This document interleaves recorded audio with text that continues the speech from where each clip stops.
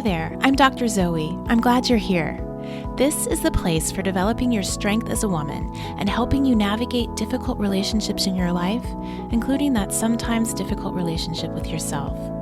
Being a strong woman is not about what other people can see, and it's not about how loud you are about it. It's a quiet knowing. This isn't therapy, but you may feel like you've been to therapy after one of my episodes. Here, we also explore the intersection of psychology and faith, all with the purpose of creating a new kind of strong. Welcome to Redefining Your Superwoman. Dr. Imara Moses, thank you so much for coming to the show today. Thank you for having me, Dr. Zoe. I'm excited to be here. I am thrilled because I know women are going to be blessed. They are going to get so much from your story. So let's dive in. But before we get started, let's hear your Superwoman win and your Superwoman fail that I ask all of my guests. So my Superwoman win for this week is I finally decided to have someone come to my house and help me with the cooking. Yes. I work full-time, actually picked up another part-time job, and I have 2 little ones at home, and it was just becoming very overwhelming to try to deal with the meals as well. Right. So I felt really happy that I chose to take care of myself in that way and get some help with the food. And then my Superwoman fail for this week is I think I let my kids watch too much television. I think being home this whole year from COVID, we've just gotten really comfortable with the electronics.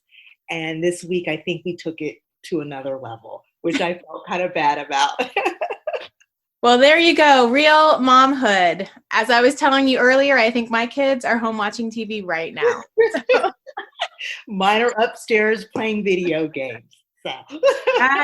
That's real. And we all sometimes, feel like a failure. I get it, but they're going to be okay. They're going to turn out just fine. True.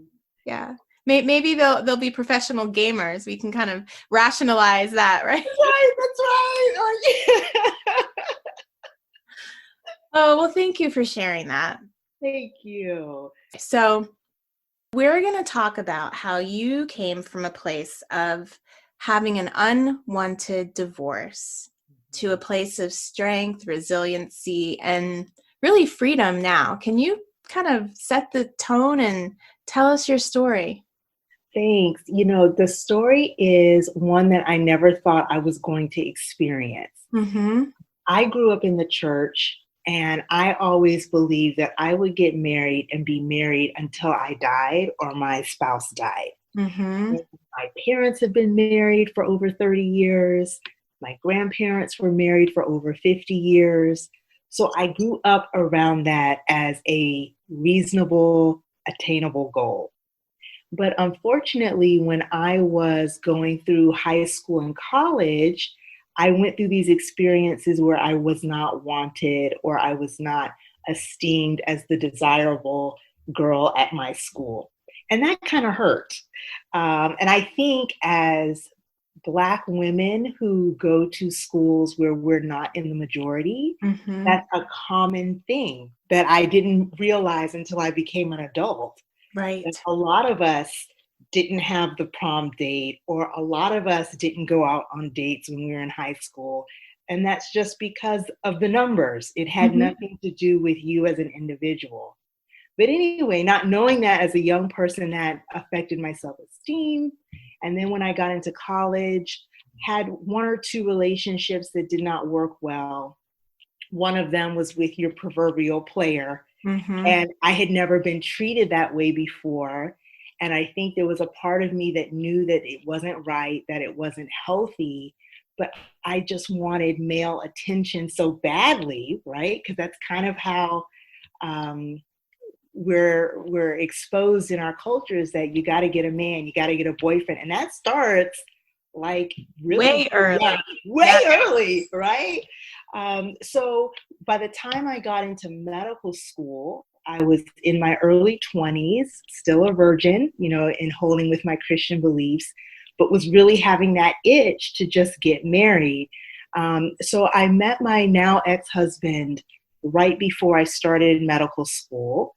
And it was one of those situations where they seemed like a really great guy, very nice, very sweet, very daunting, showering me with more attention than I had ever received in my entire life, not realizing at the time that it's actually a technique called love bombing. And, for those who aren't familiar, love bombing is when you're dealing with someone with narcissistic personality disorder, they just shower you with loads and loads of affection, and it's actually an abnormal amount, right? Because at the time I was thinking, this is exactly how it's supposed to be. He's supposed to want to call me every 3 seconds and know my every move, not realizing that it actually wasn't healthy. And so we got married, and very soon after, like the wedding night, I was finally starting to see things that either I hadn't wanted to see in the past because I wanted to be married so badly, or maybe I just literally didn't see. I really think it's the first answer. A lot of things I just didn't want to see. But because I wanted to be married until I died, I was like, I'm going to hang in here. This is just the normal ups and downs of married life, or so I thought. But the things I was experiencing weren't the normal ups and downs of married life. So things like staying out super late, like 3, 4 o'clock in the morning, and not letting me know where he was. Would try to call him on his phone. It would go to voicemail. Then when I would ask him about it, there were all the excuses. Oh, my battery died. Oh, I was out with my friends. Oh, you don't want to go out with me. I've asked you to come with me, but you just want to go to sleep. So it was a lot of blame shifting, if you will.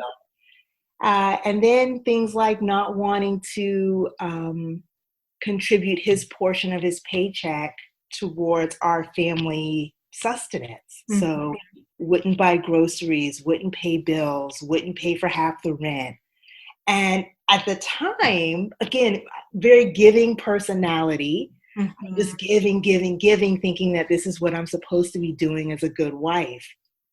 Well, we start having children, and then things get worse.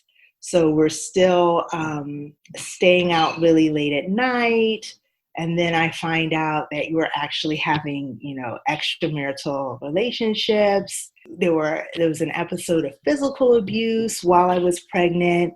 And shortly thereafter, I had a miscarriage. And, in the midst of the miscarriages, I'm thinking, we've just lost our child. He's telling me, well, it's a blessing in disguise. And there was no mourning. There was no look at being upset. There was no trying to comfort. And so it just kind of went round and round and round until on my last pregnancy, I found out I had a sexually transmitted disease. And so again, just the teachings that I had from youth of you stay in marriage forever, right. You don't leave. Even then, I was still thinking I'm going to try to make this work. So I put a lot of the pressure of trying to heal the relationship on myself, when that's just not how marriage was designed. It takes 2 people to make it strong and to make it healthy. And so went on like that for a total of 8 years. By this point, I've graduated from medical school. I've had 2 living children. I'm carrying a whole husband on my back. And we moved to New Mexico, where I'm in the military. So I'm taking care of military service members. Very stressful. The thought of having to deploy is always looming over you. And towards the end of the relationship, he decided that he was just going to leave the family because he wanted to go to medical school himself, but he wasn't going to apply to medical schools within the United States and be close to home. He was determined that he was going to leave and do it overseas. And he did. He just left. Oh, goodness. And again, I'm still trying to hold on to this relationship. While he's overseas, he's up to his same old in terms of entertaining other females, but started to project onto me. So he would call back home and accuse me of having affairs. He actually took me through a smear campaign where he called first, second, and third level supervisors. He even called an Air Force general at another base and sent all these emails about how I was having an affair. And it was very hurtful because I never cheated throughout the entire relationship, trying to work on it.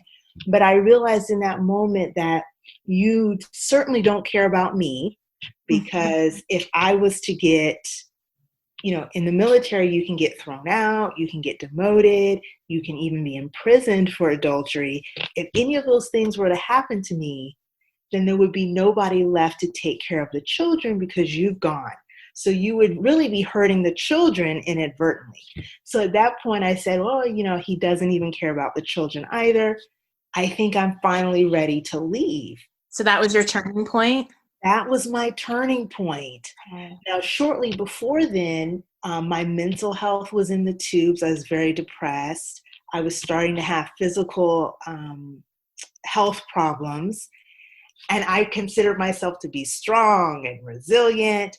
But eventually my body started breaking down. And it was my body's way of saying, hey, things here are not good. Now, you might be walking around in a cloud telling yourself everything is okay, that you're going to work this out, but we're having issues here. We're not going to keep doing this.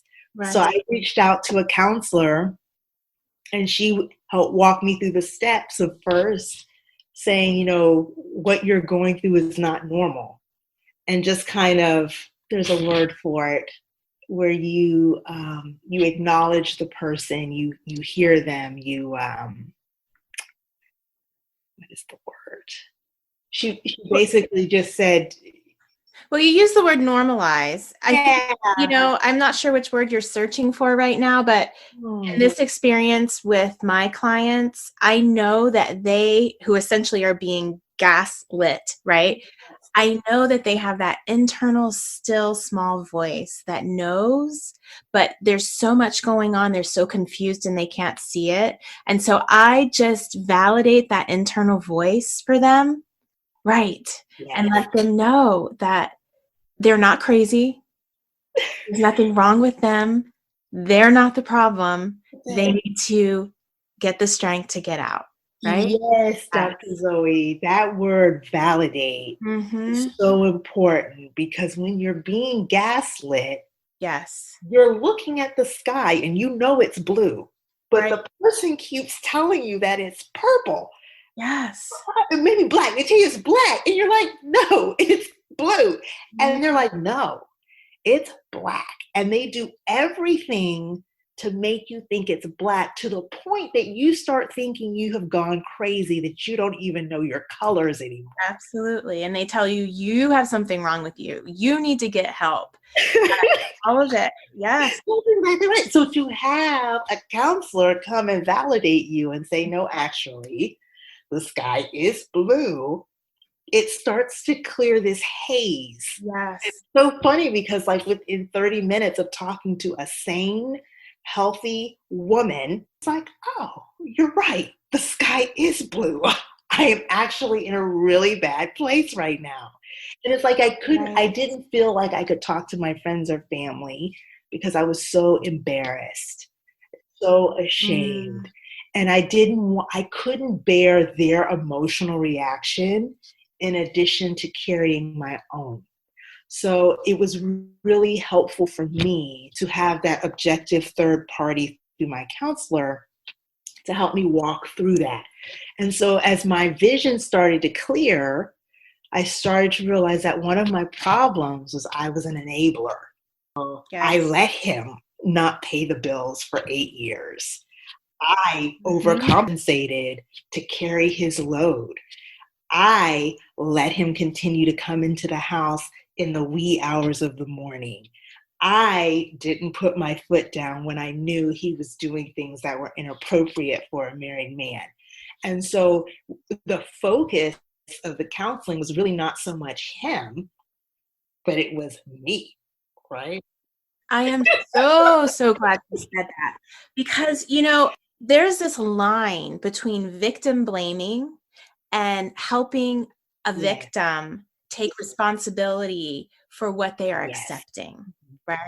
And I want women to hear that, because it's not that anyone is blaming you for what he's doing, but you do have a choice to stay You do have a choice to accept. You do have a choice to enable, or you can do the opposite. And he will continue to go on and be the person he is, but you don't have to be there for it. Exactly right, Zoe. And I think as Christian women, we have been beaten over the head with the verses about forgiveness and long suffering. So we think that we are supposed to stay and endure the abuse because, Christ endured abuse and Christ died for our sins. I mean, so I'm just being like Christ. But one thing that my counselor pointed out was Christ died for the greater good. When we allow our husbands to mistreat us that way, that is not for their good, right? We're enabling their selfishness. We're enabling destructive habits that can destroy future generations. So what is good for our husbands is when we stand on the truth and say, no, this is not God's intention for marriage. I cannot let you continue to treat me this way. And exactly like you said, they're going to do what they're going to do. I would venture to say there are some men who would change, but there are a lot who won't. And so you have to be willing to say, well, you know what? As much as I want to honor God in this marriage, I can't, at least for myself, I could not continue in the marriage because I had hatred in my heart.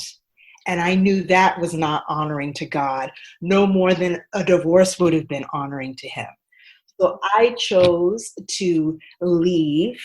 I think what really got me to that point was I looked at my kids. I have 2 boys. And I was like, if I stay and he chooses not to change his behavior, my children are going to grow up in an environment where they are learning that this behavior is normal and this is how you treat your wife. And I do not want my boys to learn that. So I'm going to exit stage left. And I'll see you on the other side, brother, right? So that was a really hard thing to do because I was committed to marriage. I loved my husband. It's not what I wanted to do. But I also realized I couldn't continue to stay in a toxic environment like that and let it spill over onto the kids more than it already had. Yes. And, for women out there who may be in this place of, I recognize my marriage in her story, but I'm terrified and I don't want to lose my marriage. I would just like to encourage you. Number one, it's okay to be terrified, right? And you don't have to lose your marriage, but you have to be willing to lose your marriage in order for change to occur. You have to be in a place where you're willing to set those boundaries strong and say, if things don't change, I'm going to go. And then that essentially puts the responsibility on his plate. And either he will or he won't. It's scary. It's scary. So let's talk about that scary step. So ultimately, you ended up going towards divorce. Did you have all of those terrifying feelings? I was mortified. I was paralyzed with fear because all that was going through my head is all the people who are looking at me and think I have it all together. They're gonna know that I don't have it all together, that I'm actually a mess. And then I said, everyone's gonna be looking at my boys as another set of statistics, another set of Black boys without their daddy. And that just tore me apart. I'm going to have the label of a single mom. And I'll be honest, I had my own prejudices about what a single mom looked like, why she became a single mom in the first place. And I was horrified at having that label applied to me. I was horrified that, my ex-husband was going to get a new girlfriend and then bring her around my kids and they were going to be exposed to that. I was horrified about having to shuffle them between 2 households. Just the whole thing made me sick. But I said, I can either do this or my boys can grow up in this messed up environment. And I actually had a relative who was in an emotionally abusive relationship and she stayed. She endured till the end, until he passed away. And I can see it in her offspring, some of those traits that they inevitably picked up because they lived in the house for the entire childhood and young adult years. And so I said, no, I just don't want that. So I basically closed my eyes and jumped. I just did. Oh, I love it. I love it. So you closed your eyes and you jumped. And so now you're a single mom. How did you come from a place of shame, guilt, fear about your future, your kids' future, to where you are now? Wow. So I think that's the most beautiful part of the whole story is, you know, in the first week or two that this was happening, I remember putting my kids to bed. I would go take a shower and I would just cry and sob and just get it all out because I had been holding it in the whole day to try to give my children the best version of me. But once they were in bed, I just let everything out. And then I would go into my room and I would journal. And I would write down all the fears that I had about being divorced and about being a single mom. And I would, on one column, and then on another column, I would write down a true thought, right? So if I said to myself, my kids are going to be delinquents, I'm going to mess up my kids because they don't have their dad. I wrote that down. And then on the other side, I said, well, now wait a minute. Are they really going to grow up to be delinquents? Or is this just a story that you're telling yourself because that's all that they've shown you on TV? Like, you know, I could actually choose to be an amazing mom, get myself together, get mentally whole, spiritually whole, start taking care of myself physically. I could get it together and actually be an amazing mom for my boys, and they actually won't grow up to be delinquents, right? And what if he gets a girlfriend and he brings her around my kid? Well, no, wait a minute. Do you really think? Well, the thought that I had was, well, if he was able to get you and you're a nice young lady, maybe if he gets another girlfriend if he tricks another one, maybe he'll be really, maybe she'll be really nice too, and she actually won't abuse your kids like you're thinking she will. But what if she's not so nice? Well, then all you have to do is talk to your boys about how people should be treating them. What does it mean to be kind and respectful, and then create a safe space for them to come and talk to you after the visit is over and you guys decompress together. And so I just kind of went through each scary thought and reframed it. And I looked at that every day. Because see, every day the thoughts were coming up. Every 30 seconds, the thoughts are coming up. So I would look at that every day and I would read it and I would just meditate on it and I would get it in my heart. And so now here we are almost 5-6 years later, and I'm, the kids are doing great. They're doing really good. I'm like, oh, we're going to go get you tested for the gifted program. Oh, maybe you can skip 3rd grade. Oh, so it's almost like when you set the intention and you make those small steps every day, a couple of days turns into weeks, and then it's months, and then it's years. And I fully expect that when they turn 18, 19, and it's time to leave the house, that I have raised them into the men that I envisioned, the men that I was trying to save all those years ago when I was making this gut-wrenching decision. Yeah, so it really has been for me the power of the thought. Yes, because you were willing to take the leap. You couldn't see exactly. You had all those fears, but you were willing to take the leap. Was. Yeah. Beautiful. Thank you so much for sharing that story. I know that it will give a woman out there some hope. And I love the cognitive behavioral skills you're talking about. Those are fantastic. That's all about self-talk. And you guys know I am a huge proponent for self-talk. So I want to be clear with my listeners. I want to make sure that they know everything, Yes, right? Because you have I written a have. book, and you have written the book under a pen name. So we are using your Yes. pen name, Dr. Imara. All of everything that we said, of course, is completely true and accurate, but you're using a pen name. Can you explain, well, tell them about your book and then explain why you are using the pen name. So the name of the book is Lift Her Up, a single mother's memoir of heartbreak, betrayal, and triumph. And I wrote the Mm-hmm. book, number one, because I like to write, but number two, it was almost that last catharsis of getting it all out on paper and closing the book and being done. And I opted to write the book under a pen name for a couple of different reasons. The main one was for my son's privacy, right? I felt like Mm-hmm. as they grew up, I never wanted to do anything that they would be ashamed of, or, the book is kind of gritty. There's some very graphic parts of the Right. book. And so I never wanted one of their friends one day to say, "Hey, I read your mom's book and she did this and she said that." So it was more to protect their privacy. And then a lot of women who have been in abusive relationships, they don't want to create more fuel for another fire.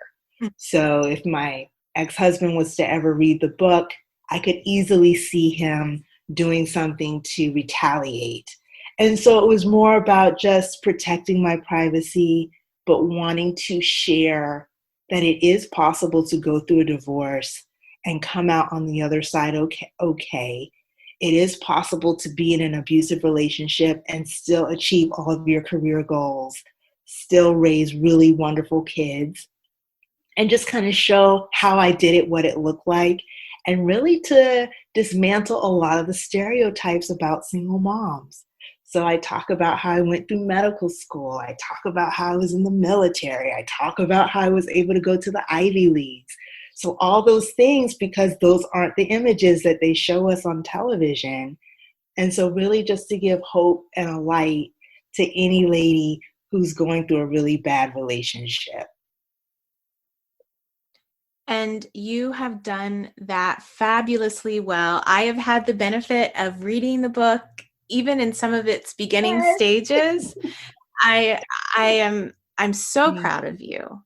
The book is phenomenal. And so I will put a link in the show notes for you guys to go lift her up and find it on Amazon. You can find it at all the places, Yes, right? Yes. yes.